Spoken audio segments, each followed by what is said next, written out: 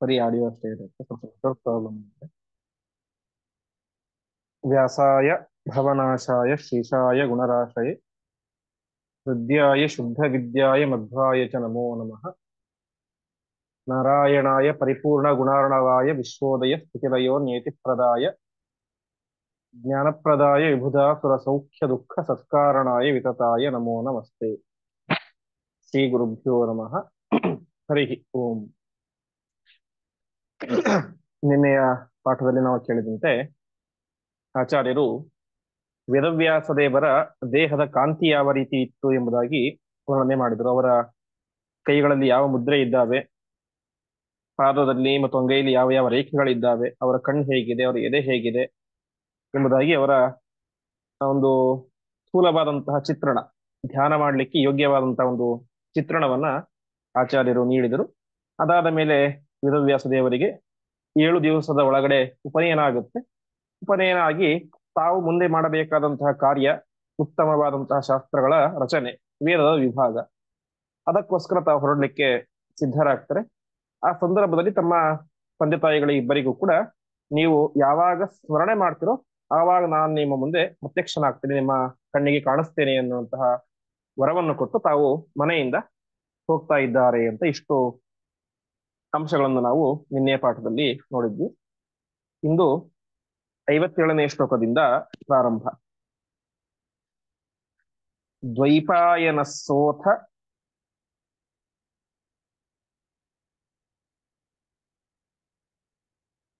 ಜಗಾಮ ಮೇರುಂ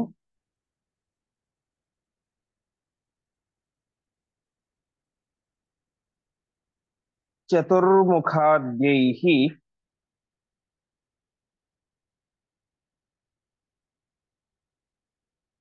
ಅನುಗಮ್ಯಮಾನಃ.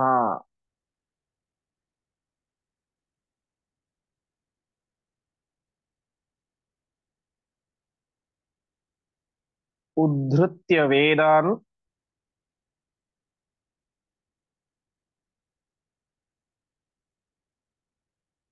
ಅಖಿಲಾನ್ ಸುರೇಭ್ಯಃ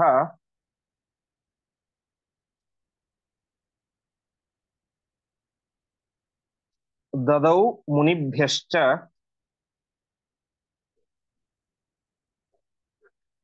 ಯಥಾದಿ ಸೃಷ್ಟೌ.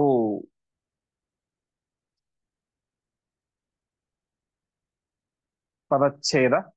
ದ್ವೈಪಾಯನಃ ಸಹ ಅಥ ಜಗಾಮ ಮೇರುಂ ಚತುರ್ಮುಖಾದ್ಯೈಃ ಅನುಗಮ್ಯಮಾನಃ ಉದ್ಧೃತ್ಯ ವೇದಾನ್ ಅಖಿಲಾನ್ ಸುರೇಭ್ಯಃ ದದೌ ಮುನಿಭ್ಯಃ ಚ ಯಥಾ ಆದಿ ಸೃಷ್ಟೌ.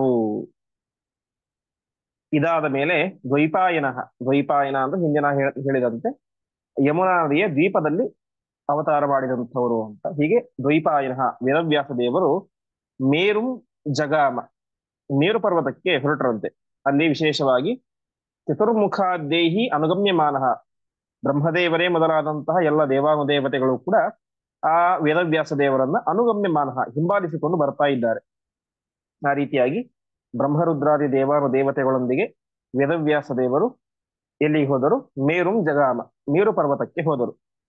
ಮೇರು ಪರ್ವತಕ್ಕೆ ಹೋದ ಮೇಲೆ ಆದಿ ಸೃಷ್ಟೌ ಯಥ, ಆದಿ ಸೃಷ್ಟಿಯಲ್ಲಿ ಅರ್ಥಾತ್ ಮೊದಲು ಸ್ವಯಂಭವ ಮನ್ವಂತರದ ಪ್ರಾರಂಭದಲ್ಲಿ ಯಾವ ರೀತಿಯಾಗಿ ವೇದಗಳನ್ನೆಲ್ಲ ಉದ್ಧಾರ ಮಾಡಿದ್ರು, ಇದು ಋಗ್ವೇದ, ಇದು ಯಜುರ್ವೇದ, ಇದು ಸಾಮವೇದ, ಇದು ಅಥರ್ವ ವೇದ ಅಂತ ವೇದಗಳನ್ನು ವಿಭಾಗ ಮಾಡಿ ಎಲ್ಲರಿಗೆ ಉಪದೇಶ ಮಾಡಿದ್ರಲ್ಲ, ಅದೇ ರೀತಿಯಾಗಿ ಈಗಲೂ ಕೂಡ ಸೃಷ್ಟಿಯ ಪ್ರಾರಂಭದಲ್ಲಿ ಅಂದ್ರೆ ಅವಾಗಿನ ಸೃಷ್ಟಿಯಾಗಿದೆ, ವೇದಗಳೆಲ್ಲ ಜನರಿಗೆ ದೊರೀತಾ ಇದ್ದಿಲ್ಲ, ಶಾಸ್ತ್ರಗಳ ರಚನೆ ಕೂಡ ಆಗಿದ್ದಿಲ್ಲ.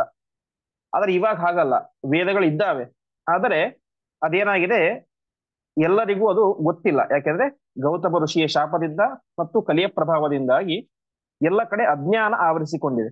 ಹಾಗಾಗಿ ಏನ್ ಮಾಡ್ತಾ ಇದ್ದಾರೆ ವೇದವ್ಯಾಸ ದೇವರು? ಸೃಷ್ಟಿಯ ಆದಿಯಲ್ಲಿ ಯಾವ ರೀತಿಯಾಗಿ ಎಲ್ಲರಿಗೂ ವೇದಗಳ ಉಪದೇಶವನ್ನು ಮಾಡಿದ್ದಾರೋ ಅದೇ ರೀತಿಯಾಗಿ ಈಗಲೂ ಕೂಡ ವೇದಗಳನ್ನ ಉದ್ಧೃತ್ಯ, ಉದ್ಧಾರ ಮಾಡಿ ಅಂತ. ಉದ್ಧಾರ ಮಾಡಿ ಅಂದ್ರೆ ತಾತ್ಪರ್ಯ ಇಷ್ಟು: ಇದು ಋಗ್ವೇದ, ಇದು ಯಜುರ್ವೇದ, ಇದು ಸಾಮವೇದ, ಇದು ಅಥರ್ವ ವೇದ ಅಂತ ವೇದಗಳ ವಿಭಾಗವನ್ನು ಮಾಡಿ ಅದನ್ನ ಏನ್ ಮಾಡಿದ್ರು? ಅಖಿಲಾನ್ ಸುರೇಭ್ಯ ಮುನಿಭ್ಯಶ್ಚ, ಸುರರು ಅಂದ್ರೆ ದೇವತೆಗಳು, ಮುನಿಗಳಂದ್ರೆ ಋಷಿ ಮುನಿಗಳು. ಹೀಗೆ ಎಲ್ಲ ದೇವಾನುದೇವತೆಗಳಿಗೆ ಮತ್ತು ಋಷಿ ಮುನಿಗಳಿಗೆ ವೇದ ದದವು, ವೇದಗಳನ್ನ ಕೊಟ್ಟರು ಅಂತ. ಕೊಟ್ಟರು ಅಂತಂದ್ರೆ ಅದರ ಉಪದೇಶವನ್ನು ಮಾಡಿದರು ಅಂತ. ಹೀಗೆ ವೇದವ್ಯಾಸ ದೇವರ ಹೆಸರೇ ಹೇಳುವಂತೆ, ಹೆಸರಲ್ಲೇ ತುಂಬಿಕೊಂಡಿದೆ ವೇದವ್ಯಾಸ. ವ್ಯಾಸ ಅಂದ್ರೆ ವಿಭಾಗ ಮಾಡೋದು.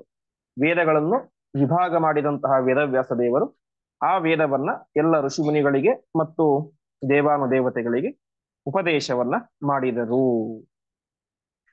ಮುಂದೆ ಸರ್ವಾಣಿ ಶಾಸ್ತ್ರಾಣಿ ತಥೈವ ಕೃತ್ವ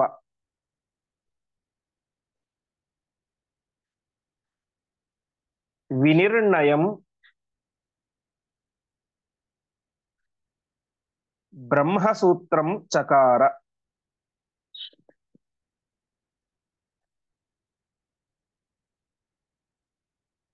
ತಚ್ಚುಶ್ರುವು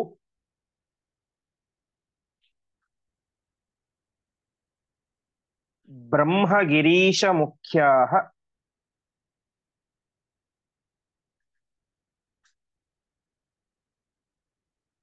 ಸುರಾಃ ಮುನೀನಾಂ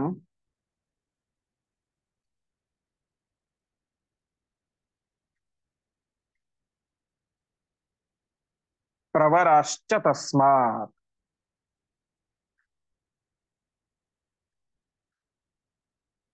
ಪದಚ್ಛೇದ. ಸರ್ವಾಣಿ ಶಾಸ್ತ್ರಾಣಿ ತಥಾ ಏವ ಕೃತ್ವ ವಿನಿರ್ಣಯಂ ಬ್ರಹ್ಮಸೂತ್ರಂ ಚಕಾರ. ತತ್ ಶುಶ್ರೂಹು ಬ್ರಹ್ಮಗಿರೀಶ ಮುಖ್ಯಾಃ ಸುರಾಃ ಮುನೀನಾಂ ಪರವರಾಃ ಚ ತಸ್ಮಾತ್. ಹೀಗೆ ಪ್ರಾರಂಭದಲ್ಲಿ ವೇದಗಳ ವಿಭಾಗವನ್ನು ಮಾಡಿ ವೇದಗಳನ್ನ ಉಪದೇಶ ಮಾಡಿದರು. ಮುಂದೆ ಸಕಲ ಶಾಸ್ತ್ರ ಗ್ರಂಥಗಳನ್ನ ಪಂಚರಾತ್ರ ಮುಂತಾದಂತಹ ಗ್ರಂಥಗಳನ್ನು ಜಗತ್ತಿಗೆ ಕೊಟ್ಟರು. ಆ ಶಾಸ್ತ್ರ ಗ್ರಂಥಗಳನ್ನು ನಿರ್ಮಾಣ ಮಾಡಿದರು. ಅದೇ ರೀತಿಯಾಗಿ ವಿನಿರ್ಣಯಂ ಬ್ರಹ್ಮಸೂತ್ರಂ ಚಕಾರ. ಎಲ್ಲ ಶಾಸ್ತ್ರಗಳ ನಿರ್ಣಯ ಆಗುವುದು ಯಾವುದರಿಂದ ಅಂತ, ಅರ್ಥಾತ್ ಶಾಸ್ತ್ರಗಳನ್ನು ಯಾವ ರೀತಿಯಾಗಿ ನಾವು ಅರ್ಥ ಮಾಡಿಕೊಳ್ಳಬೇಕು, ಅವೆಲ್ಲವೂ ಕೂಡ ಪ್ರಧಾನವಾಗಿ ಬೇಕಾದದ್ದು ಬ್ರಹ್ಮಸೂತ್ರಗಳು. ಏನು ವೇದವ್ಯಾಸ ದೇವರು ಎಲ್ಲ ಶಾಸ್ತ್ರಗಳ ವೇದಗಳ ಅರ್ಥವನ್ನ ನಿರ್ಣಯ ಹೇಗ್ ಮಾಡೋದು ಅಂತ ನಮಗೆ ಬ್ರಹ್ಮಸೂತ್ರಗಳನ್ನ ಕೊಟ್ಟಿದ್ದಾರೆ. ಹಾಗಾಗಿ ಆ ಬ್ರಹ್ಮಸೂತ್ರಗಳನ್ನು ಕೂಡ ರಚನೆ ಮಾಡಿದರು. ಅನೇಕ ಶಾಸ್ತ್ರ ಗ್ರಂಥಗಳನ್ನ ನಿರ್ಮಾಣ ಮಾಡಿದರು. ಅದೇ ರೀತಿಯಾಗಿ ವಿನಿರ್ಣಯಂ ಬ್ರಹ್ಮಸೂತ್ರಂ ಚಕಾರ, ಅದರ ವಿಶೇಷವಾದಂತಹ ಅರ್ಥವನ್ನು ನಿರ್ಣಯ ಮಾಡುವಂತಹ ಬ್ರಹ್ಮಸೂತ್ರಗಳನ್ನು ಕೂಡ ವೇದವ್ಯಾಸ ದೇವರು ರಚನೆ ಮಾಡಿದರು. ಅದಾದ ಮೇಲೆ ಏನಾಯ್ತು? ತಚ್ಚುಶ್ರುವು ಬ್ರಹ್ಮಗಿರೀಶ ಮುಖ್ಯಾಃ. ಅಂತಹ ಆ ಗ್ರಂಥಗಳನ್ನ, ಶಾಸ್ತ್ರ ಗ್ರಂಥಗಳನ್ನ ಮತ್ತು ಬ್ರಹ್ಮಸೂತ್ರಗಳನ್ನ ಯಾರು ಶ್ರವಣ ಮಾಡಿದರು ಅಂತಂದ್ರೆ ಬ್ರಹ್ಮಗಿರೀಶ ಮುಖ್ಯಾಃ. ಬ್ರಹ್ಮದೇವರು ಮತ್ತು ಗಿರೀಶ ಅಂದ್ರೆ ಮಹರುದ್ರ ದೇವರೇ ಮೊದಲಾದಂತಹ ದೇವಾನುದೇವತೆಗಳು.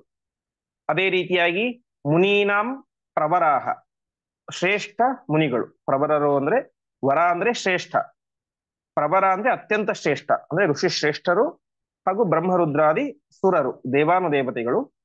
ತಸ್ಮಾತ್ ತತ್ ಶುಶ್ರುಹು, ತಸ್ಮಾತ್ ಆ ವೇದವ್ಯಾಸ ದೇವರಿಂದಲೇನೆ ಆ ಸೂತ್ರಗಳನ್ನ ಮತ್ತು ಶಾಸ್ತ್ರಗಳನ್ನ ಶುಶ್ರುವು ಶ್ರವಣ ಮಾಡಿದರು. ಅರ್ಥಾತ್ ಬ್ರಹ್ಮರುದ್ರಾದಿ ದೇವತೆಗಳಿಗೆ ಮತ್ತು ಶ್ರೇಷ್ಠ ಋಷಿಗಳಿಗೆ ಸಾಕ್ಷಾತ್ ವೇದವ್ಯಾಸ ದೇವರೇನೆ ಆ ಗ್ರಂಥಗಳನ್ನ ತಾವು ಉಪದೇಶ ಮಾಡಿದರು ಎಂಬುದಾಗಿ ತಿಳಿಸ್ತಾ ಇದ್ದಾರೆ. ಹೀಗೆ ಗ್ರಂಥದ ನಿರ್ಮಾಣವೂ ಆಯಿತು ಮತ್ತು ಆ ಗ್ರಂಥದ ಪಾಠವೂ ಕೂಡ ಆಯಿತು. ಅದನ್ನ ಅವರಿಗೆ ಉಪದೇಶವನ್ನು ಕೂಡ ಸಾಕ್ಷಾತ್ ವೇದವ್ಯಾಸ ದೇವರೇನೆ ಮಾಡ್ತಾ ಇದ್ದಾರೆ.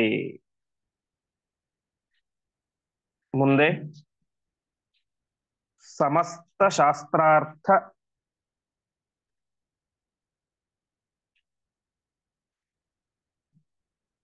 ನಿದರ್ಶನಾತ್ಮಕಂ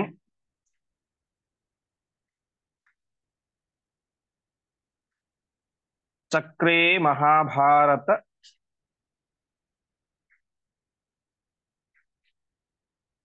ನಾಮಧೇಯಂ.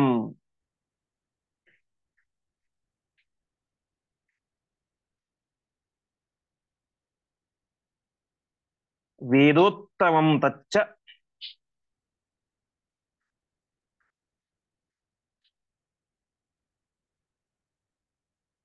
ವಿಧಾತೃಶಂಕರ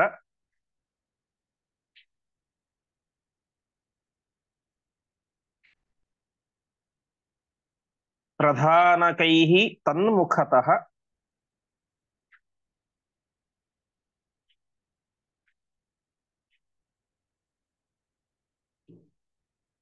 ಸುರೈಃ ಶ್ರುತಂ.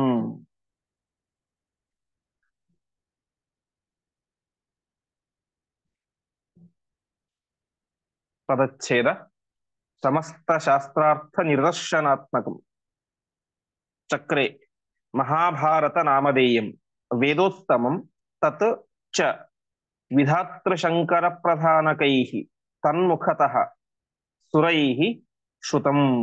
ಹೀಗೆ ವೇದಗಳ ಉದ್ಧಾರ ಆಯಿತು, ಬ್ರಹ್ಮಸೂತ್ರಗಳ ನಿರ್ಮಾಣ ಆಯಿತು, ಮತ್ತು ಶಾಸ್ತ್ರ ಗ್ರಂಥಗಳು ಬ್ರಹ್ಮತರ್ಕ ಮೊದಲಾದಂತಹ ಅನೇಕ ಶಾಸ್ತ್ರ ಗ್ರಂಥಗಳನ್ನ ವೇದವ್ಯಾಸ ದೇವರು ರಚನೆ ಮಾಡಿ ಕೊಟ್ಟರು. ಅದಾದ ಮೇಲೆ ಮಹಾಭಾರತ ಎನ್ನುವಂತಹ ಶ್ರೇಷ್ಠ ಗ್ರಂಥವನ್ನು ರಚನೆ ಮಾಡಿದರು ಅಂತ ತಿಳಿಸ್ತಾ ಇದ್ದಾರೆ. ಎಂತಹದ್ದು ಮಹಾಭಾರತ? ಸಮಸ್ತ ಶಾಸ್ತ್ರಾರ್ಥ ನಿದರ್ಶನಾತ್ಮಕಂ. ಸಮಸ್ತ ಏನೇನು ವೇದವ್ಯಾಸ ದೇವರು ರಚನೆ ಮಾಡಿಕೊಟ್ರು, ಬ್ರಹ್ಮತರ್ಕ ಸೂತ್ರಗಳು ಮುಂತಾದಂತಹ ಗ್ರಂಥಗಳನ್ನು ರಚನೆ ಮಾಡಿಕೊಟ್ರು, ವೇದಗಳ ವಿಭಾಗವನ್ನು ಮಾಡಿದ್ರಲ್ಲ, ಆ ಎಲ್ಲ ಶಾಸ್ತ್ರಗಳ ಅರ್ಥವನ್ನು ನಾವು ಎಲ್ಲಿ ನೋಡ್ಬೇಕು, ದೃಷ್ಟಾಂತ ಯಾವುದು ಅಂದ್ರೆ ಅದು ಮಹಾಭಾರತ ಅಂತ. ಈಗ ಈ ವೇದ ಆಗಲಿ, ಬ್ರಹ್ಮಸೂತ್ರಗಳಾಗಲಿ, ಬ್ರಹ್ಮತರ್ಕ ಆಗಲಿ, ಯಾವುದೇ ಗ್ರಂಥಗಳಾಗಲಿ, ಅದೆಲ್ಲವೂ ಕೂಡ ಥಿಯರಿ ಅಷ್ಟೇ. ಆದರೆ ಪ್ರಾಕ್ಟಿಕಲ್ ಯಾವುದು ಅಂತಂದ್ರೆ ಅದು ಮಹಾಭಾರತ. ಮಹಾಭಾರತದಲ್ಲಿ ನಮಗೆ ಎಲ್ಲ ರೀತಿಯಾದಂತಹ ವ್ಯಕ್ತಿತ್ವಗಳು ಅಲ್ಲಿ ನಮಗೆ ಕಾಣಿಸ್ತವೆ. ಅಲ್ಲಿ ಒಳ್ಳೆಯ ಸಾಧನೆಯನ್ನು ಮಾಡಿದಂತಹ ಭೀಷ್ಮರು, ಭೀಮಸೇನ ದೇವರು ಮತ್ತು ಧರ್ಮರಾಜ ಮುಂತಾದಂತಹ ಶ್ರೇಷ್ಠ ಶ್ರೇಷ್ಠ ಜ್ಞಾನಿಗಳು ಇದ್ದಾರೆ. ಅತ್ಯಂತ ಕೆಟ್ಟ ಸಾಧನೆಯನ್ನು ಮಾಡಿದಂತಹ ದುರ್ಯೋಧನ, ಕಂಸ ಮುಂತಾದಂತ ಎಲ್ಲರೂ ಇದ್ದಾರೆ. ಹೀಗೆ ಎಲ್ಲದಕ್ಕೂ ಕೂಡ ನಿದರ್ಶನ, ದೃಷ್ಟಾಂತ ಯಾವುದು ಅಂದ್ರೆ ಅದು ಮಹಾಭಾರತ, ಪ್ರಾಕ್ಟಿಕಲ್ ಇದ್ದ ರೀತಿಯಲ್ಲಿ. ಹಾಗಾಗಿ ಸಮಸ್ತ ಶಾಸ್ತ್ರಾರ್ಥ ನಿದರ್ಶನಾತ್ಮಕವಾದಂತಹ ದೃಷ್ಟಾಂತ ರೂಪವಾದಂತಹ ಮಹಾಭಾರತ ಅಂತ ಹೆಸರುಳ್ಳಂತಹ, ಮಹಾಭಾರತ ನಾಮಧೇಯ, ಮಹಾಭಾರತ ಅಂತ ಹೆಸರುಳ್ಳಂತಹ ವೇದೋತ್ತಮಂ, ವೇದಕ್ಕಿಂತಲೂ ಉತ್ತಮವಾದಂತಹ ಆ ಗ್ರಂಥವನ್ನ ಚಕ್ರೆ ರಚನೆ ಮಾಡಿದರು ಅಂತ ತಿಳಿಸ್ತಾ ಇದ್ದಾರೆ. ವೇದಾದಪಿ ಪರಂ ಚಕ್ರೆ ಭಾರತಂ ಶಾಸ್ತ್ರ ಉತ್ತಮಂ ಅಂತ ಆ ಇದರಲ್ಲಿ ಬ್ರಹ್ಮಸೂತ್ರ ಭಾಷೆದಲ್ಲೂ ಕೂಡ ಹೇಳ್ತಾರೆ, ಅನೇಕ ಕಡೆ ಹೇಳ್ತಾರೆ. ಹೀಗೆ ಮಹಾಭಾರತ ಎಂಬುದು ವೇದಕ್ಕಿಂತಲೂ ಕೂಡ ಶ್ರೇಷ್ಠವಾದದ್ದು. ಯಾಕೆಂದ್ರೆ ವೇದ ಉಕ್ತ ವೇದ ತದನುಕ್ತ ಅಂತ ಹೇಳ್ತಾರೆ. ವೇದದಲ್ಲಿ ಹೇಳಿದೇ ಇರುವಂತಹ ಅನೇಕ ಅಂಶಗಳನ್ನು ಕೂಡ ಇಲ್ಲಿ ಹೇಳಿದ್ದಾರೆ. ಪ್ರಧಾನವಾಗಿ ಇದು ನಮಗೆ ಪ್ರತ್ಯಕ್ಷ ಗೊತ್ತಾಗುತ್ತೆ, ಇದು ಪ್ರಾಕ್ಟಿಕಲ್ ಆಗಿ ಗೊತ್ತಾಗುತ್ತೆ. ವೇದ ಅದು ಕೇಳಲಿಕ್ಕೆ ಮಾತ್ರ, ಅದನ್ನು ನಮಗೆ ಅನುಭವಿಸೋದು ತುಂಬಾ ದೊಡ್ಡ ಮಟ್ಟದ ಜ್ಞಾನಿಗಳಿಗೆ ಮಾತ್ರ ಸಾಧ್ಯ. ಅವರು ಅದನ್ನ ಆ ರೀತಿಯಾಗಿ ಅನುಭವಿಸಿಕೊಂಡು ಅರ್ಥ ಮಾಡ್ಕೊಳ್ಬೇಕಂದ್ರೂ ಕೂಡ ಮೊದಲು ಏನ್ ಮಾಡಿರ್ಬೇಕು, ಈ ಮಹಾಭಾರತನ ಓದಿರಬೇಕು. ಹಾಗಾಗಿ ಸಮಸ್ತ ಶಾಸ್ತ್ರಾರ್ಥ ನಿದರ್ಶನಾತ್ಮಕಂ ಅಂತ ಹೇಳಿದ್ದಾರೆ. ಅಂತಹ ಆ ಯಾವ ಮಹಾಭಾರತ ಗ್ರಂಥವನ್ನ ರಚನೆ ಮಾಡಿದ್ದಾರೆ. ವಿಶೇಷವಾಗಿ ಗೀತಾಭಾಷ್ಯಕ್ಕೆ ಆಚಾರ್ಯರು ಬರೀಬೇಕಾದ್ರೆ, ಭಗವದ್ಗೀತೆಗೆ ಭಾಷ್ಯ ಬರೀಬೇಕಾದ್ರೆ ಅಲ್ಲೂ ಕೂಡ ಹೇಳ್ತಾರೆ, ಆ ವೇದಾರ್ಥಜ್ಞಂ ಅಧಿಕಾರ ವರ್ಜಿತಂ ಚ ಸ್ತ್ರೀಯಾಧಿಕಂ ಅಂತ. ವೇದಗಳನ್ನ ಅಧ್ಯಯನ ಮಾಡ್ಲಿಕ್ಕೆ ಎಲ್ಲರಿಗೂ ಅಧಿಕಾರ ಇಲ್ಲ, ಬ್ರಾಹ್ಮಣರಿಗೆ ತತ್ರಾಪಿ ಪುರುಷರಿಗೆ ಮಾತ್ರ ಅಧಿಕಾರ. ಹಾಗಾಗಿ ವೇದದ ಅರ್ಥವನ್ನ ತಿಳಿಯಲಿಕ್ಕೆ ಯಾರಿಗೆ ಸಾಮರ್ಥ್ಯ ಇಲ್ಲವೋ ಅಂತಹ ಉಳಿದ ವ್ಯಕ್ತಿಗಳನ್ನ ಮತ್ತು ಸ್ತ್ರೀಯರನ್ನ ನೋಡಿದಂತಹ ಪರಮಾತ್ಮ ತಾನೇನ್ ಮಾಡಿದ, ಅನ್ಯಾವತಾರ ರೂಪೈಶ್ಚ ವೇದಾನುಕ್ತಾರ್ಥ ಘೋಷಿತಂ ಕೇವಲೇನ ಆತ್ಮಬೋಧೇನ ದೃಷ್ಟಂ ವೇದಾರ್ಥ ಸಂಹಿತಂ ವೇದಾದಪಿ ಪರಂ ಚಕ್ರೆ ಪಂಚಮಂ ವೇದಮುತ್ತಮಂ ಅಂತ ಹೇಳ್ತಾ ಇದ್ದಾರೆ ಆಚಾರ್ಯರು ಗೀತಾಭಾಷ್ಯದಲ್ಲಿ. ಹೀಗೆ ಎಲ್ಲರ ಉದ್ಧಾರಕ್ಕೋಸ್ಕರ ವೇದ ಅಧ್ಯಯನ ಮಾಡ್ಲಿಕ್ಕೆ ಯಾರಿಗೆ ಯೋಗ್ಯತೆ ಇಲ್ಲವೋ ಮತ್ತು ಯೋಗ್ಯತೆ ಇರುವಂತಹವ್ರ ಉದ್ಧಾರ ಕೂಡ ಆಗ್ಬೇಕು. ಅಂತಹ ಎಲ್ಲರನ್ನು ನೋಡಿದಂತಹ ಪರಮಾತ್ಮ ಬೇರೆ ಬೇರೆ ಅವತಾರ ರೂಪಗಳಲ್ಲಿ ಯಾವ ಯಾವ ವಿಚಾರವನ್ನು ಹೇಳಿಲ್ವೋ ಅದೇ ರೀತಿಯಾಗಿ ವೇದ ಅನುಕ್ತಾರ್ಥ ಘೋಷಿತ, ವೇದದಲ್ಲೂ ಹೇಳದೇ ಇರುವಂತಹ ಅರ್ಥಗಳಿಂದ ಕೂಡಿದಂತಹ ಈ ಒಂದು ಪಂಚಮಂ ವೇದ ಉತ್ತಮ, ಐದನೇ ವೇದದಂತೆ ಇರುವಂತಹ ಮಹಾಭಾರತವನ್ನ ರಚನೆ ಮಾಡಿದ್ರು ಅಂತ ಹೇಳ್ತಾ ಇದ್ದಾರೆ. ಹಾಗಾಗಿ ಹಿಂದೆ ಒಂದ್ಸಲ ಹೇಳಿದ್ದೆ, ಈ ಮಧ್ವಜಲ್ಲಿ ಆಚಾರ್ಯರು ಒಂದ್ ಕಡೆ ಹೇಳ್ತಾರೆ,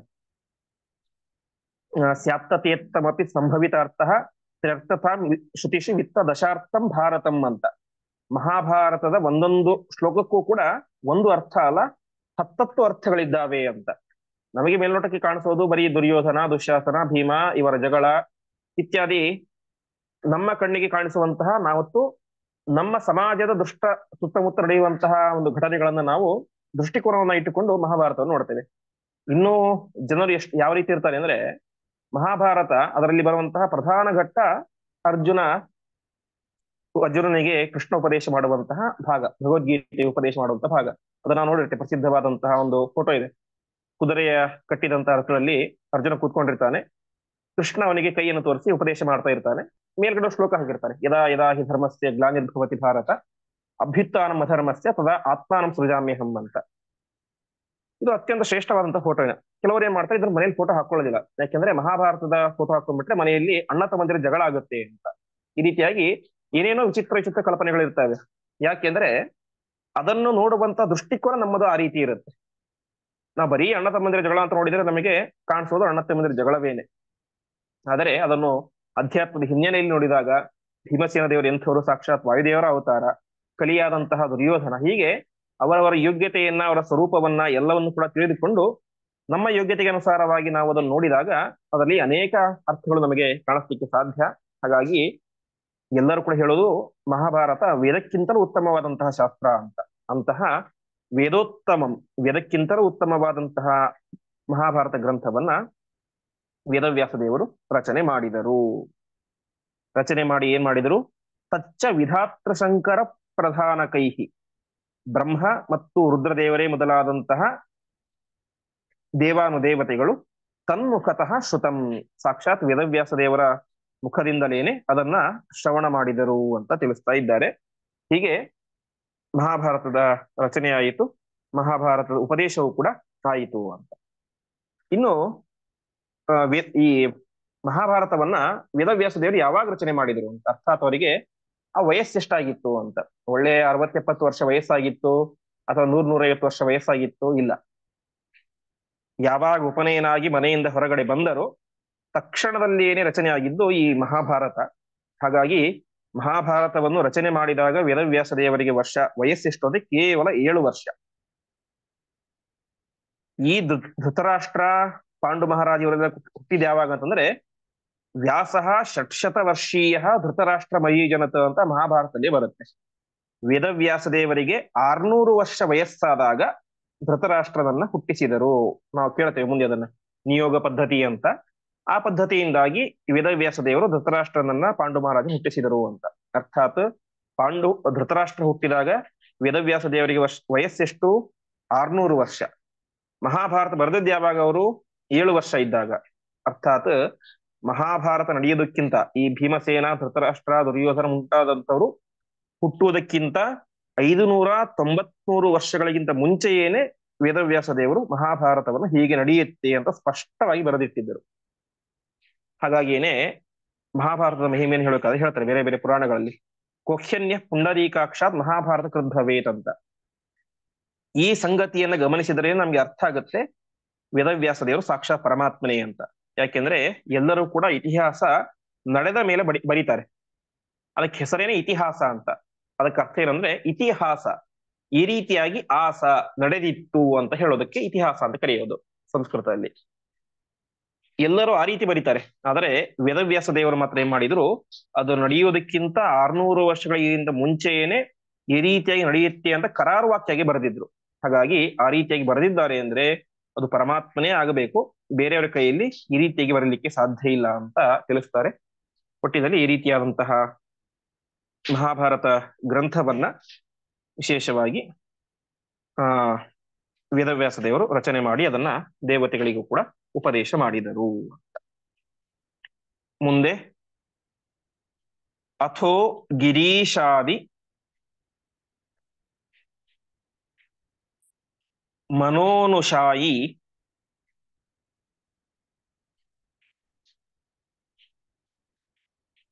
ಕಲಿರ್ಮಮಾರಾಶು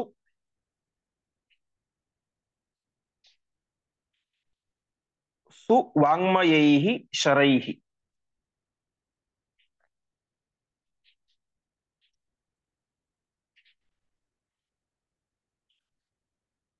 ನಿಕೃತ್ತ ಶೀರ್ಷಃ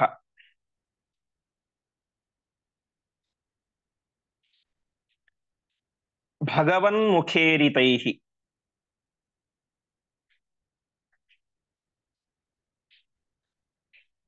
ಸುರಾಶ್ಚ ಸಜ್ಞಾನ ಸುಧಾ ರಸಂ ಪಪುಹು.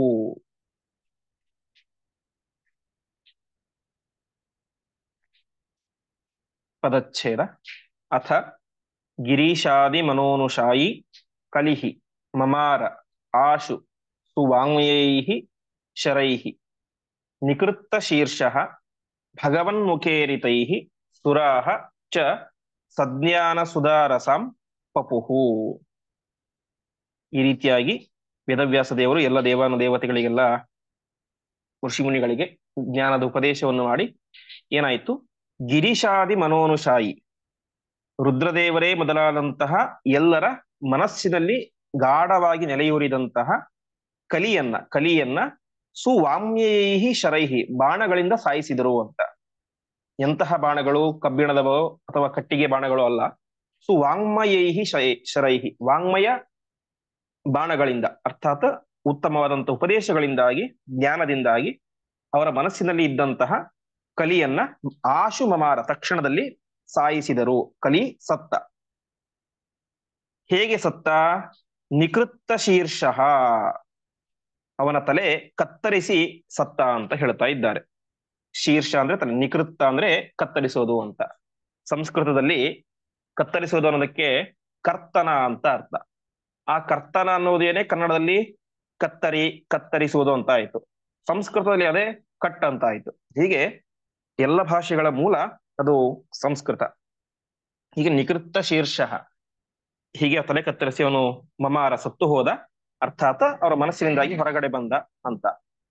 ಭಗವನ್ಮುಖೇರಿತೈಹಿ, ಭಗವಂತನ ಮುಖದಿಂದಾಗಿ ಆ ಎಲ್ಲ ಒಂದು ದೇವಾನುದೇವತೆಗಳು ಕೂಡ ಸಜ್ಞಾನ ಸುಧಾರಸಂ ಪಪುಹು, ಉತ್ತಮವಾದಂತಹ ಜ್ಞಾನವೆಂಬಂತಹ ಅಮೃತವನ್ನ ಪಪುಹು, ಕುಡಿದರು ಅಂತ.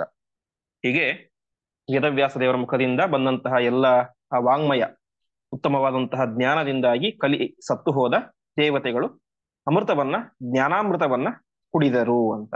ಹೀಗೆ ಹಿಂದೆ ಧನ್ವಂತರಿ ರೂಪದಿಂದ, ಮೋಹಿನಿ ರೂಪದಿಂದ ದೇವತೆಗಳಿಗೆ ಪರಮಾತ್ಮ ಅಮೃತವನ್ನು ಕುಡಿಸಿದ್ದ. ಈಗ ವೇದವ್ಯಾಸ ರೂಪದಿಂದಾಗಿ ಜ್ಞಾನವೆಂಬಂತಹ ಅಮೃತವನ್ನ ದೇವಾನುದೇವತೆಗಳಿಗೆ ಉಣಿಸಿದ. ಮುಂದೆ ಅಥೋ ಮನುಷ್ಯೇಷು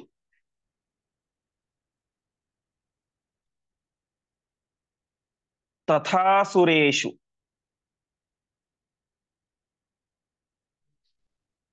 ರೂಪಾಂತರೈಃ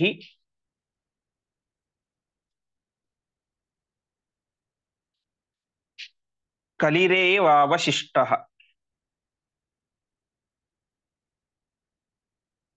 ತತೋ ಮನುಷ್ಯೇಷು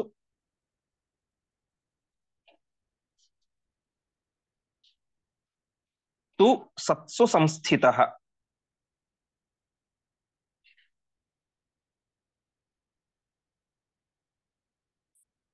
ವಿನಾಶ್ಯ ಇತ್ಯೇವ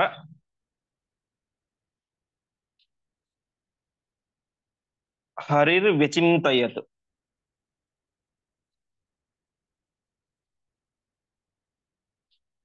ಪದಚ್ಛೇದ. ಅಥ ಮನುಷ್ಯೇಷು ತಥಾ ಅಸುರೇಷು ರೂಪಾಂತರೈಃ ಕಲಿಃ ಏವ ಅವಶಿಷ್ಟಃ ತತಃ ಮನುಷ್ಯೇಷು ಚ ಸತ್ಸು ಸಂಸ್ಥಿತಃ ವಿನಾಶ್ಯಃ ಇತ್ತಿ ಏವ ಹರಿಃ ವಿಚಿಂತಯತ್. ಸರಿ, ದೇವಾನುದೇವತೆಗಳಲ್ಲಿ ಇದ್ದಂತಹ ಕಲಿಯನ್ನ ವೇದವ್ಯಾಸ ದೇವರು ನಾಶ ಮಾಡಿದರು. ಆದರೆ ಕಲಿ ಇನ್ನು ಎಲ್ಲೆಲ್ಲಿ ಇದ್ದ? ಮನುಷ್ಯೇಷು, ಮನುಷ್ಯರಲ್ಲಿ ಇದ್ದ. ತಥಾ ಅಸುರೇಷು, ಅಸುರರಲ್ಲಿಯೂ ಕಲಿ ಇದ್ದ. ಹೀಗೆ ರೂಪಾಂತರೈಹಿ, ಬೇರೆ ಬೇರೆ ರೂಪಗಳಿಂದಾಗಿ ಕಲಿ ಇವರೆಲ್ಲರಲ್ಲೂ ಕೂಡ ಅವಶಿಷ್ಟ, ಇನ್ನೂ ಉಳಿದಿದ್ದ. ಅಲ್ಲಿ ಮಾತ್ರ ಸತ್ತಿದ್ದ. ಯಾರಲ್ಲಿ? ರುದ್ರಾದಿ ದೇವತೆಗಳಲ್ಲಿ. ಈ ಮನುಷ್ಯರಲ್ಲಿ, ಅಸುರರಲ್ಲಿ ಇನ್ನೂ ಅದೇ ರೀತಿ ಉಳಿದಿದ್ದ ಅವನು. ಅದಾದ ಮೇಲೆ ವೇದವ್ಯಾಸ ದೇವರು ಸತ್ಸು ಮನುಷ್ಯೇಷು, ಉತ್ತಮ ಮನುಷ್ಯರಲ್ಲಿ, ಸಜ್ಜನರಾದಂತಹ ಮನುಷ್ಯರಲ್ಲಿ, ಸಾತ್ವಿಕ ಮನುಷ್ಯರಲ್ಲಿ ಇದ್ದಂತಹ ಕಲಿಯನ್ನ ವಿನಾಶ್ಯ ಇತ್ತೇವ, ಅವನನ್ನು ನಾಶ ಮಾಡಲೇಬೇಕು ಅಂತ ವೇದವ್ಯಾಸ ದೇವರು ಆಲೋಚನೆ ಮಾಡಿದರು ಅಂತ. ಅರ್ಥಾತ್ ಆಗಿದ್ದಿಷ್ಟು, ದೇವತೆಗಳಲ್ಲಿ ಇದ್ದಂತಹ ಕಲಿ ನಾಶವಾಗಿ ಹೋದ, ಮನುಷ್ಯರಲ್ಲೂ ಇದ್ದ, ಅಸುರರಲ್ಲೂ ಇದ್ದ. ಅದರಲ್ಲಿ ಉತ್ತಮ ಮನುಷ್ಯರು ಯಾರು ಮೋಕ್ಷಕ್ಕೆ ಯೋಗ್ಯರಾದಂತಹ ಮನುಷ್ಯರಿದ್ದಾರೋ ಅಂತಹ ಮನುಷ್ಯರಲ್ಲಿ ಅವರಿಗೆ ಜ್ಞಾನ ಬರಬೇಕು, ಉತ್ತಮವಾದಂತಹ ತತ್ವಜ್ಞಾನ ಪಡಿಬೇಕು. ಅವರು ಉತ್ತಮವಾದಂತಹ ತತ್ವಜ್ಞಾನ ಪಡಿಬೇಕು ಅಂದ್ರೆ ಅವರಲ್ಲಿರುವಂತಹ ಕಲಿ ನಾಶ ಆಗಬೇಕು. ಅವರಲ್ಲಿರುವಂತಹ ಕಲಿಯನ್ನ ನಾಶ ಮಾಡಬೇಕು ಅಂತ ಪರಮಾತ್ಮ ಯೋಚನೆ ಮಾಡಿದ. ಯೋಚನೆ ಮಾಡಿ ಏನ್ ಮಾಡಿದರು ಮುಂದೆ ಹೇಳ್ತಾ ಹೋಗ್ತಾರೆ. ತಥೋ ನೃಣಾಂ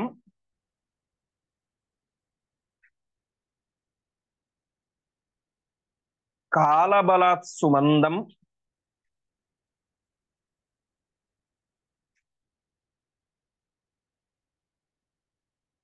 ಆಯುರ್ಮತಿಂ ಕರ್ಮ ಚ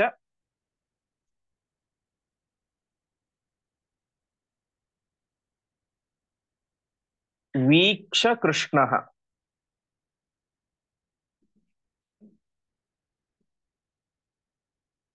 ವಿವ್ಯಾಸ ವೇದಾನ್ ಸಹ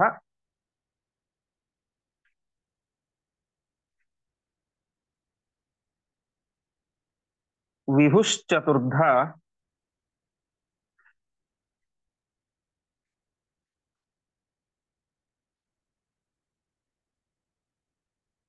ಚಕ್ರೇ ತಥಾ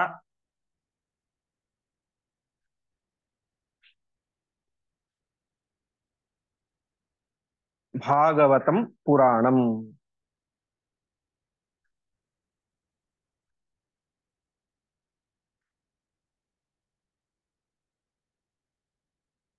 ಪದಚ್ಛೇದ. ತತಃ ನೃಣಾಂ ಕಾಲಬಲಾತ್ ಸುಮಂದಂ ಆಯುಃ ಮತಿಂ ಕರ್ಮ ಚ ವೀಕ್ಷ ಕೃಷ್ಣಃ ವಿವ್ಯಾಸ ವೇದಾನ್ ಸಹ ವಿಭುಃ ಚತುರ್ಧ ಚಕ್ರೆ ತಥಾ ಭಾಗವತಂ ಪುರಾಣಂ. ಹೀಗೆ ನೃಣಾಂ ಅಂದ್ರೆ ಮನುಷ್ಯ ಶ್ರೇಷ್ಠರಿಗೆ, ಉತ್ತಮ ಮನುಷ್ಯರಿಗೆ ಕಾಲಬಲಾತ್ ಸುಮಂದಂ ಆಯುಹು ಮತಿಂ ಕರ್ಮಚ, ಕಾಲಬಲದಿಂದ ಅರ್ಥಾತ್ ಯುಗದ ಪ್ರಭಾವದಿಂದಾಗಿ. ಯಾಕೆಂದ್ರೆ ಆ ಬ್ರಹ್ಮಸೂತ್ರ ಭಾಷೆಯಲ್ಲಿ ಪ್ರಾರಂಭದಲ್ಲಿ ಆಚಾರ್ಯರು ಹೇಳ್ತಾರೆ, ಇದರಲ್ಲಿ ಕೃತಯುಗದಲ್ಲಿ ಜ್ಞಾನ, ಯೋಗ್ಯತೆ ಮತ್ತು ಆಯಸ್ಸು ಎಲ್ಲವೂ ಕೂಡ ಉನ್ನತ ಮಟ್ಟದಲ್ಲಿ ಇತ್ತು. ತ್ರೇತಾಯುಗ ಬಂದಾಗ ಸ್ವಲ್ಪ ಸ್ವಲ್ಪ ಕಡಿಮೆ ಆಯಿತು, 25 ಭಾಗ ಕಡಿಮೆ ಆಯಿತು, ಅಂದ್ರೆ ಒಂದು ಪಾದ 25%. ದ್ವಾಪರ ಯುಗ ಬಂದಾಗ ಅದು ಹೋಯಿತು, 50% ಮಾತ್ರ ಉಳಿಯಿತು. ಹಾಗಾಗಿ ಕಾಲದ ಪ್ರಭಾವದಿಂದಾಗಿ, ಯುಗದ ಪ್ರಭಾವದಿಂದಾಗಿ ಏನಾಗಿದೆ, ಸುಮಂದ ಆಯುಹು, ಕಡಿಮೆಯಾದಂತಹ ಆಯಸ್ಸು, ಆಯಸ್ಸು ಜಾಸ್ತಿ ಇಲ್ಲ. ಇನ್ನು ಮತಿ, ಬುದ್ಧಿಶಕ್ತಿಯೂ ಕಡಿಮೆ. ಅದೇ ರೀತಿ ಕರ್ಮ, ಸತ್ಕರ್ಮಾಚರಣೆಗಳು ಕಡಿಮೆ. ದ್ವಾಪರಯುಗದಲ್ಲಿ ಯಾವ ರೀತಿ ಕರ್ಮಾಚರಣೆ ಮಾಡ್ತಾ ಇದ್ರು ಆ ರೀತಿ ಮಾಡ್ಲಿಕ್ಕೆ ನಾವು ಸಾಧ್ಯ ಇಲ್ಲ. ಅವರಷ್ಟು ನಮಗೆ ಆಯಸ್ಸು ಇಲ್ಲ, ಬುದ್ಧಿಯೂ ಇಲ್ಲ. ಆ ದ್ವಾಪರ ಯುಗದವರಿಗೆ ತ್ರೇತಾಯುಗದಲ್ಲಿ ಎಷ್ಟು ಆಯಸ್ಸು ಇತ್ತು, ಎಷ್ಟು ಬುದ್ಧಿಶಕ್ತಿ ಇತ್ತು, ಎಷ್ಟು ಸತ್ಕರ್ಮಾಚರಣೆ ಇತ್ತು, ಅದು ಇಲ್ಲ. ಹೀಗೆ ಕಾಲಬಲದಿಂದಾಗಿ ಅದೆಲ್ಲವೂ ಕೂಡ ಕಡಿಮೆ ಆಗಿತ್ತು. ಜೊತೆಗೆ ಗೌತಮ ಋಷಿಗಳ ಶಾಪ, ಎಲ್ಲ ಕಡೆ ಅಜ್ಞಾನ ಆವರಿಸಲಿ ಅಂತ ಶಾಪ ಕೊಟ್ಟಿದ್ರು. ಇದರಿಂದ ಎಲ್ಲ ಜನರನ್ನು ನೋಡಿದಂತಹ ವೇದವ್ಯಾಸ ದೇವರು ವೀಕ್ಷ ಕೃಷ್ಣ, ಕೃಷ್ಣ ನೋಡಿದ. ಕೃಷ್ಣ ಅಂದ್ರೆ ಇಲ್ಲಿ ವೇದವ್ಯಾಸ ದೇವರು ಅಂತ. ಕೃಷ್ಣ ಶಬ್ದಕ್ಕೆ ಒಂದು ಅರ್ಥ ಕಪ್ಪು ಅಂತ. ಹಾಗಾಗಿ ಆ ದೇವಕಿ ಮಗನಾದಂತಹ ಕೃಷ್ಣ, ಅವನನ್ನು ಕೂಡ ಕೃಷ್ಣ ಅಂತ ಕರೀತಾರೆ. ವೇದವ್ಯಾಸ ದೇವರನ್ನು ಕೂಡ ಕೃಷ್ಣ ಅಂತ ಕರೀತಾರೆ. ವೇದವ್ಯಾಸ ದೇವರು ವಾಸಿಷ್ಠ ಕೃಷ್ಣ, ದೇವಕಿಯ ಮಗ ಯಾದವ ಕೃಷ್ಣ. ಯಾದವರ ವಂಶದಲ್ಲಿ ಬಂದಂಥವನು ಯಾದವ ಕೃಷ್ಣ. ವಸಿಷ್ಠರ ವಂಶದಲ್ಲಿ ವಸಿಷ್ಠರ ಮಗ ಶಕ್ತಿ, ಶಕ್ತಿಯ ಮಗ ಪರಾಶರ, ಪರಾಶರದ ಮಗ ವೇದವ್ಯಾಸ ದೇವರು, ಅವರು ವಾಸಿಷ್ಠ ಕೃಷ್ಣ ಅಂತ. ಇಂತಹ ವೇದವ್ಯಾಸ ದೇವರು ವಾಸಿಷ್ಠ ಕೃಷ್ಣ ವೇದಾನ್ ಚತುರ್ಧ ವಿವ್ಯಾಸ, ವೇದಗಳನ್ನ 4 ರೀತಿಯಾಗಿ ವಿಭಾಗ ಮಾಡಿದರು. ಋಗ್ವೇದ, ಯಜುರ್ವೇದ, ಸಾಮವೇದ ಮತ್ತು ಅಥರ್ವ ವೇದ ಅಂತ. ಕೆಲವರು ಅಥರ್ವಣ ವೇದ ಅಂತ ಹೇಳ್ತಾರೆ, ಆ ಪ್ರಯೋಗ ಸರಿಯಲ್ಲ. ಅಥರ್ವಣ ವೇದ ಅಂದ್ರೆ ಸರಿ, ಅಥರ್ವ ವೇದ ಅನ್ನೋದು ಸರಿಯಲ್ಲ. ಅಂತ ಬಂದ್ರೆ ಅಥರ್ವ ಅಂತಾನೆ ಹೇಳಬೇಕು. ಇದರಲ್ಲಿ ನಾವು ಅನ್ನು ಉಪಯೋಗ ಮಾಡಿಸಿದರೆ ಅಥರ್ವಣ ವೇದ ಅಂತ ಹೇಳಬೇಕು. ಅಥರ್ವಣ ವೇದ ಅಂತ ಹೇಳೋದು ತಪ್ಪು ಪ್ರಯೋಗ, ಅದು ವ್ಯಾಕರಣ ರೀತಿಯಲ್ಲಿ. ಹೀಗೆ ಋಗ್ವೇದ, ಯಜುರ್ವೇದ, ಸಾಮವೇದ ಮತ್ತು ಅಥರ್ವ ವೇದ ಎಂಬುದಾಗಿ ವೇದಗಳನ್ನು ವಿಭಾಗ ಮಾಡಿದರು. ಅದೇ ರೀತಿಯಾಗಿ ಭಾಗವತಂ ಪುರಾಣಂ, ಭಾಗವತ ಪುರಾಣವನ್ನು ರಚನೆ ಮಾಡಿದರು ಅಂತ. ಇಲ್ಲಿ ಭಾಗವತ ಅಂದ್ರೆ ಕೇವಲ ಭಾಗವತ ಪುರಾಣ ಅಂತ ಅರ್ಥ ಅಲ್ಲ, ಭಗವಂತನನ್ನು ಹೇಳುವಂತಹ ಪುರಾಣಗಳನ್ನ, ಅರ್ಥಾತ್ 18 ಪುರಾಣಗಳನ್ನು ಕೂಡ ರಚನೆ ಮಾಡಿದರು ಎಂಬುದಾಗಿ ತಿಳಿಸ್ತಾ ಇದ್ದಾರೆ. ಹೀಗೆ ವೇದವ್ಯಾಸ ದೇವರು ಮಾಡಿದಂತಹ ಒಂದು ಜ್ಞಾನದ ಪ್ರಭಾವ, ಶಾಸ್ತ್ರ ಗ್ರಂಥಗಳ ರಚನೆ, ವೇದಗಳ ವಿಭಾಗ ಮತ್ತು ಆ ಶಾಸ್ತ್ರ ಗ್ರಂಥಗಳ ಮತ್ತು ವೇದ ಗ್ರಂಥಗಳ ಉಪದೇಶವನ್ನು ಸ್ವಯಂ ತಾವೇ ಉತ್ತಮ ದೇವಾನ ದೇವತೆಗಳಿಗೆ ಮತ್ತು ಋಷಿಮುನಿಗಳಿಗೆಲ್ಲ ಮಾಡಿದರು ಅಂತ ತಿಳಿಸ್ತಾ ಇದ್ದಾರೆ. ಇಷ್ಟಾದ ಮೇಲೆ ಮುಂದೆ ಏನಾಗಬೇಕು, ಹಿಂದಿನ ಈ ಶ್ಲೋಕದಲ್ಲಿ ನಾವು ನೋಡಿದಂತೆ ಮನುಷ್ಯೋತ್ತಮರಿಗೆ ಜ್ಞಾನದ ಉಪದೇಶ ಆಗಬೇಕು. ಅದನ್ನು ಯಾವ ರೀತಿ ಮಾಡಿದರು ಅಂತ ಮುಂದೆ ತಿಳಿಸ್ತಾ ಹೋಗ್ತಾರೆ. ಅದೇ ರೀತಿಯಾಗಿ ವೇದವ್ಯಾಸ ದೇವರ ಚರಿತ್ರೆಯಲ್ಲಿ ನಾವು ಕೇಳುವಂತ ಒಂದು ಅದ್ಭುತವಾದಂತಹ ಪ್ರಸಂಗ, ನಾವು ಊಹೆ ಮಾಡ್ಕೊಳ್ಳಿಕ್ಕೂ ಕೂಡ ಸಾಧ್ಯವಾಗದಿರುವಂತ ಪ್ರಸಂಗ, ಕ್ರಿಮಿಯಿಂದ ರಾಜ್ಯವನ್ನ ಆಳಿಸಿದ್ದು. ಒಂದು ಸಣ್ಣ ಕ್ರಿಮಿಯನ್ನ ದಾರಿಯಲ್ಲಿ ಹೋಗ್ತಾ ಇದ್ದಾರೆ ವೇದವ್ಯಾಸ ದೇವರು, ಅಲ್ಲಿ ಸಣ್ಣ ಕ್ರಿಮಿ ಕಾಣಿಸುತ್ತೆ, ಕೀಟ, ಅದನ್ನ ಸಿಂಹಾಸನದ ಮೇಲೆ ಕೂಡಿಸಿಕೊಂಡು ರಾಜ್ಯಭಾರವನ್ನು ಅದರ ಕೈಲಿ ಮಾಡಿಸ್ತಾರೆ. ಆ ಒಂದು ವಿಶಿಷ್ಟ ಪ್ರಸಂಗವನ್ನ ನಾಳೆಯ ಪಾಠದಲ್ಲಿ ನೋಡೋಣ ಎಂಬುದಾಗಿ ಹೇಳ್ತಾ ಇಂದಿನ ಪಾಠವನ್ನ ಶ್ರೀಕೃಷ್ಣಾರ್ಪಣಮಸ್ತು.